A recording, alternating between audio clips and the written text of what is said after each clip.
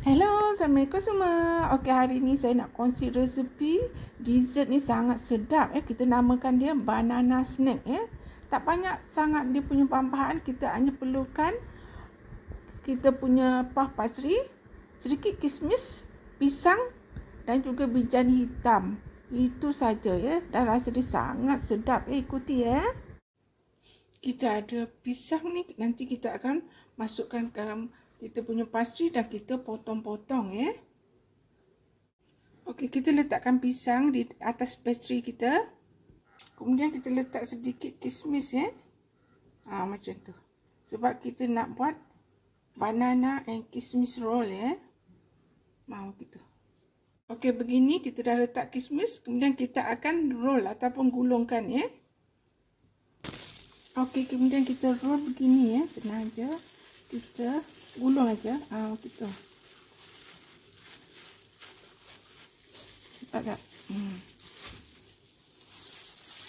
Dah jadi kan? Okey, sekarang kita nak potong dia kepada 3 bahagian macam ni. 1 2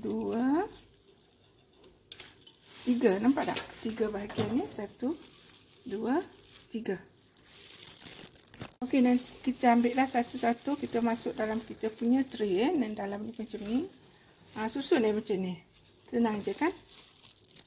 Okey, sebelum kita bakar, kita sapu dulu dengan kuning telur ataupun dengan susu segar pun boleh sebab kita nak letak bijan kat atas supaya dia melekat Ni tabur bijan hitam macam ni.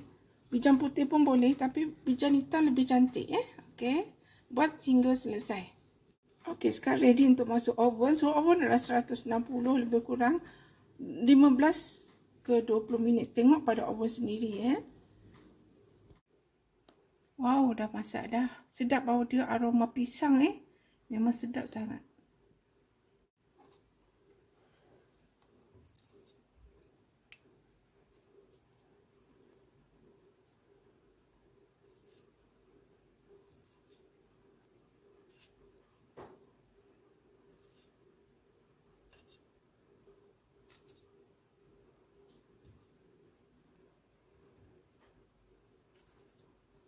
Kita letak sikit dengan icing sugar kat atas tu biar nampak menarik dan lagi sedap lah, sebab pastry ni dia tak manis So kita letak sikit sugar, icing sugar sedap. Okey, so siaplah kita punya banana roll dengan kita punya kismis memang sedap sangat Nanti saya buka satu. Okey, kita tengok. Nampak tak layer-layer dia? Rangup. Rangup dan sangat. Rangup sangat Bismillahirrahmanirrahim. Rasa dia sedap. Rasa pisang, kismis. Dan juga rasa bijan hitam tu memang sedap sangat. So, terima kasih kerana menonton. Selamat mencuba Jangan lupa like, comment, subscribe and share. Sampai jumpa lagi. Bye.